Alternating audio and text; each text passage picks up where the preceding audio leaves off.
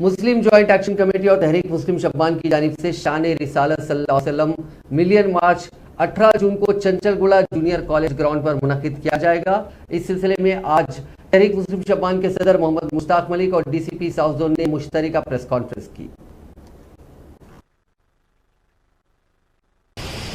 उसको बहरहाल उसी तारीख को जो बड़ा बाजार समझिए कि फाइनल किया गया था, सेम डेट सेम टाइम, लेकिन अभी डीसीपी साहब से तफसीली बात की साउथ जोन श्री चैतन्य साहब से, फिर हमारे एडिशनल डीसीपी आनंद साहब भी यहाँ मौजूद थे। ये प्रोग्राम 18 ही को शाम में बाद नमाज मगरिब जूनियर कॉलेज चंचलगुड़े पर होगा। और जूनियर कॉलेज चंचलगुड़े पर बहरहाल इस वजह से रखा जा रहा है कि एक्सपेक्टेशन ये है कि यकीनी तौर पर पब्लिक बहुत ज़्यादा आएगी और याकूत पूरे